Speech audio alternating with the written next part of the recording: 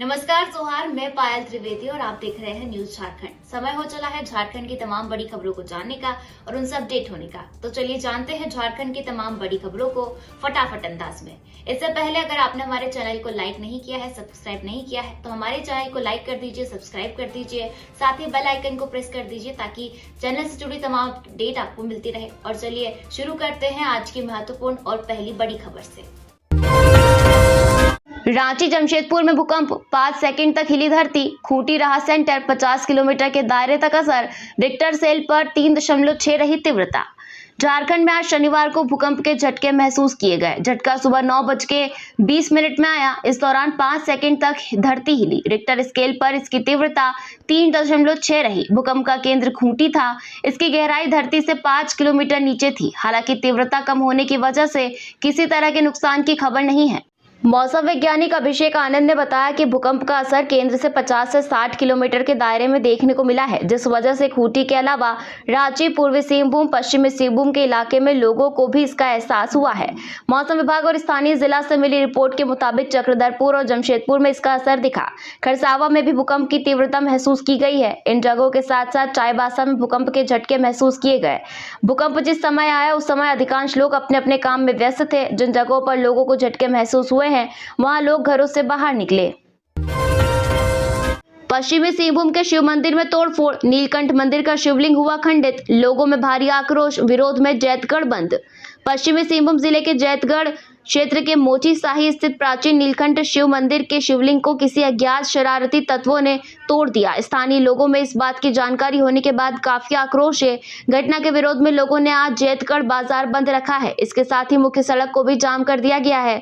बाजार पूरी तरह बंद है और मुख्य मार्ग पर आवागमन भी ठप हो गया है। जानकारी के अनुसार लोग जब छोटी दिवाली की शाम को मंदिर में दीप जलाने पहुंचे तो देखा कि मंदिर का शिवलिंग पूरी तरह खंडित किया गया है, जिसके बाद घटना की सूचना क्षेत्र में जंगल की आग की तरह फैल गई। लोगों का हुजूम मंदिर के आसपास उमड़ा। आक्रोशित लोगों ने टायर जलाकर रोड को अवरुद्ध कर दिया। पुलिस प्रशासन के खिलाफ नारेबाजी करते हुए अपराधियों की गिरफ्तारी की मांग कर रहे थे। वहीं जगन्नाथपुर थाना प्रभारी दलबल के साथ घटनास्थल पर पहुंचकर मामले की जांच पड़ताल शुरू कर दी है। मुख्य सचिव अलका तिवारी ने संभाला कामकाज। मुख्य सचिव अलका तिवारी ने शनिवार को कामकाज संभाल लिया। प्रोजेक्ट भवन स्थित झारखंड मंत्रालय में अपने कार्यालय कक्ष में उन्होंने स्वतः प्रभार लिया। इस अवसर पर झारखंड सरकार के वरीय आईएएस अधिकारियों ने उनका स्वागत किया। 1988 बैच की भारतीय प्रशासनिक सेवा के अधिकारी अलका तिवारी ने मौजूद अधिकारियों के साथ भी बैठक की और विकास कार्य को तेजी से करने को कहा। साथ ही जो भी चालू योजनाएं हैं उनका कार्य पूरा करने का भी निर्देश दिया। अलका तिवारी राज्य की दूसरी तीसरी महिला मुख्य सचिव है। इससे पहले लक्ष्मी सिंह और राजपाला वर्मा राज्य की मुख्य सचिव रह चुकी हैं। कल जारी होगा भाजपा का घोषणा पत्र, 300 यूनिट तक फ्री बिजली का हो सकता है ऐलान। आज रात रांची आएंगे अमित शाह। झारखंड में भाजपा अपना घोषणा पत्र कल यानी 3 नवंबर को जारी कर सकती है। बताया जा रहा है कि इसमें 300 यूनिट फ्री बिजली और 1.25 करोड़ घरों में सोलर ऊर्जा से जोड़ने का ऐलान भी हो सकता है। घोषणा पत्र को लेकर शुक्रवार को पार्टी कार्यालय में बैठक हुई। आज यानी शनिवार शाम केंद्रीय गृह मंत्री अमित शाह रांची पहुंचेंगे। बताया जा रहा है कि रांची में अमित शाह प्रदेश कार्यालय में आयोजित 2 बैठक में शामिल होंगे। पहली बैठक प्रदेश स्तरीय नेताओं की है। इसमें संगठन प्रभारी लक्ष्मीकांत वाजपेयी, चुनाव प्रभारी शिवराज सिंह चौहान और हिमंता बिस्वा शर्मा भी शामिल होंगे। अब तक की तैयारियों पर गहन चर्चा इस मीटिंग में की जाएगी। इसके बाद दूसरी बैठक सभी विधानसभा प्रभारियों के साथ होगी। इसमें चुनाव प्रचार अभियान पर चर्चा होगी। अगली सुबह यानी रविवार को शाह रांची से ही वो सिमरिया, बरकट्टा और घाटशिला जाएंगे और जनसभा को संबोधित करेंगे। लोहरदगा में भीषण सड़क हादसे में वैन चालक की मौत, 5 लोग घायल।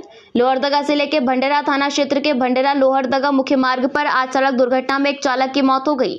घटना सेगरा टोली के पास घटी, जहां डेयरी वैन और स्कॉर्पियो के बीच भीषण टक्कर हो गई, जिसमें डेयरी वैन चालक की मौत हो गई और 5 लोग घायल हो गए। घायलों को इलाज के लिए भंडेरा सामुदायिक स्वास्थ्य केंद्र में भर्ती कराया गया है। सूचना मिलने के बाद पुलिस मामले की जाँच में जुट गई है। पुलिस ने दोनों वाहनों को जब्त कर लिया है। दुर्घटना में डेयरी वाहन चालक वैन में ही फंस गया था। घटना की जानकारी मिलने के बाद ग्रामीण और भंडेरा थाना पुलिस मौके पर पहुंची और डेयरी वैन की बॉडी को काटकर घायल चालक को वैन से बाहर निकाला। इसके बाद वैन के चालक और स्कॉर्पियो में सवार 5 युवकों को इलाज के लिए तत्काल भंडेरा सामुदायिक स्वास्थ्य केंद्र ले जाया गया। गंभीर रूप से घायल वैन चालक को प्राथमिक उपचार के बाद बेहतर इलाज के लिए रिम्स रेफर कर दिया गया। इस बीच वैन चालक की मौत हो गई। वहीं दुर्घटना में घायल लोहरदगा जिले के सदर थाना क्षेत्र के भक्सो गांव निवासी निरकसु राव, सेन्हा थाना क्षेत्र के महादेव टोली निवासी राजू राव, भंडारा थाना क्षेत्र के पलमी जोगिया टोली निवासी अजय पन्ना, राम मोहन महली और अरविंद उरांव का इलाज भंडारा सामुदायिक स्वास्थ्य केंद्र में चल रहा है। भंडारा थाना प्रभारी अरविंद कुमार सिंह का कहना है कि पुलिस ने दोनों वाहनों को जब्त कर लिया है। झारखंड विधानसभा चुनाव को लेकर नाम वापसी की प्रक्रिया हुई पूरी। 1211 उम्मीदवार होंगे चुनावी मैदान में।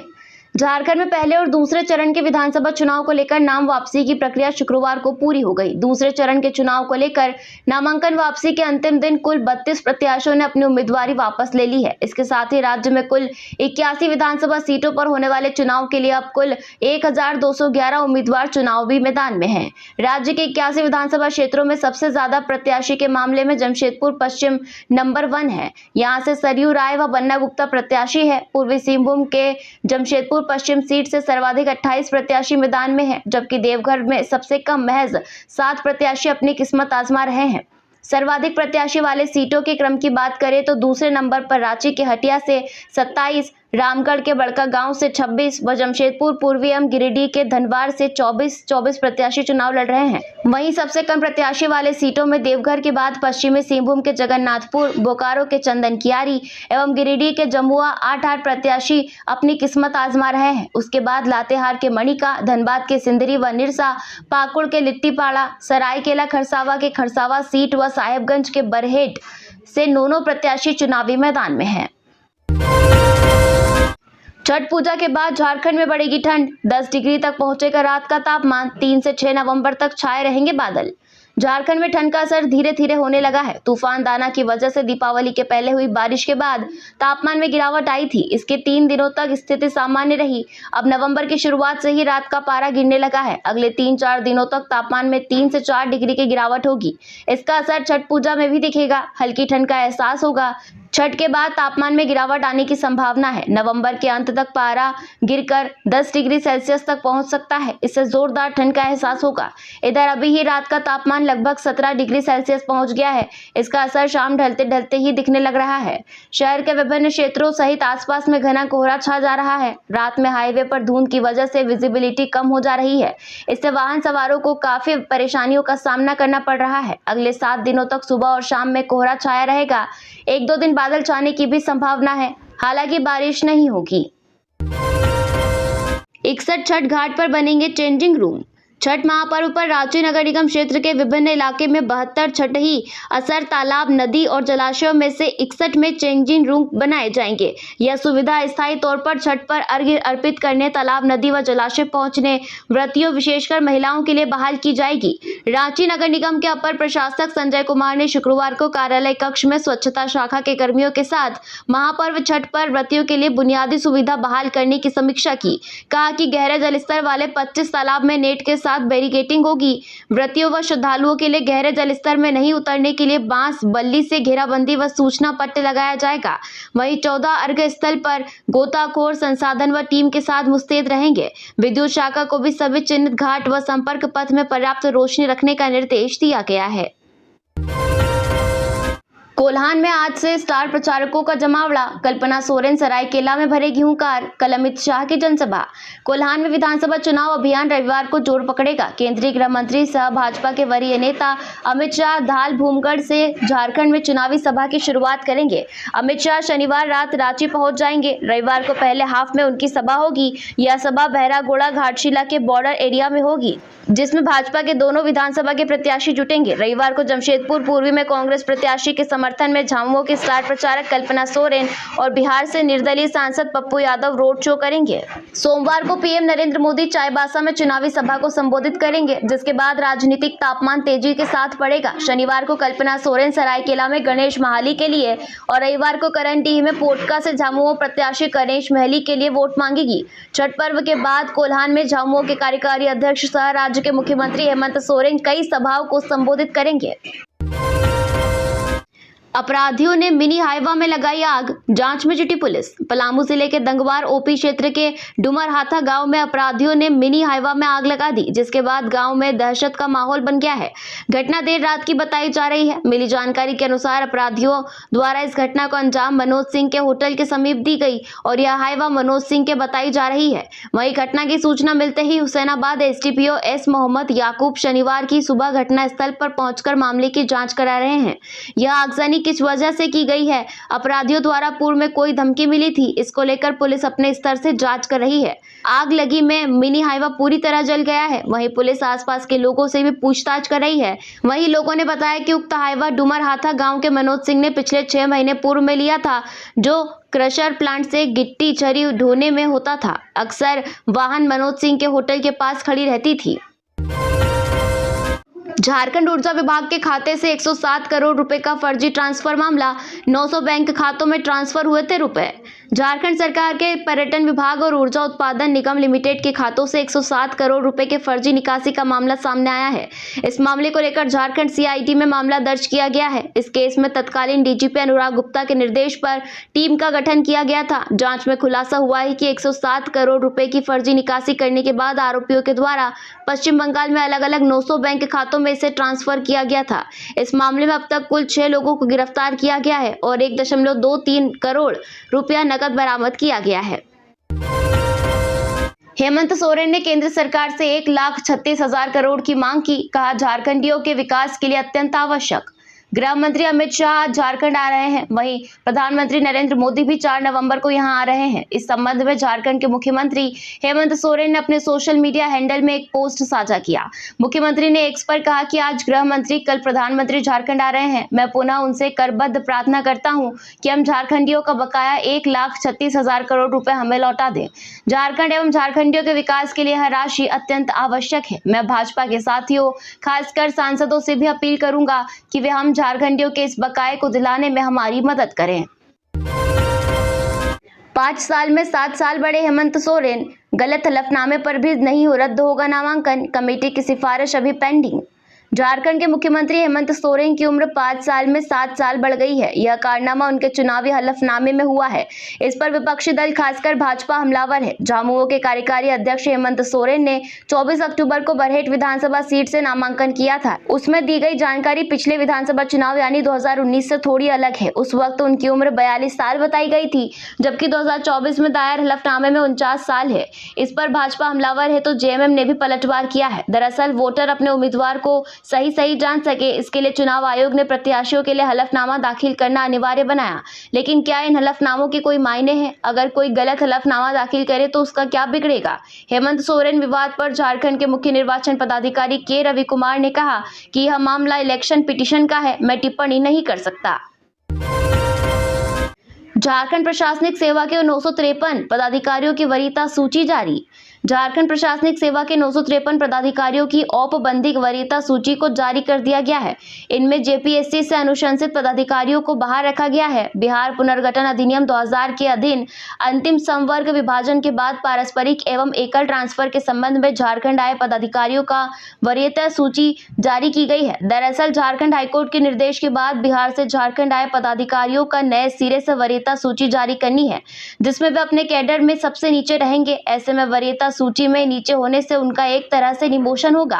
कार्मिक विभाग ने सभी पदाधिकारियों से 15 दिनों के अंदर आपत्ति देने को भी कहा है, जिसके बाद नए सिरे से अंतिम वरीयता सूची जारी की जाएगी।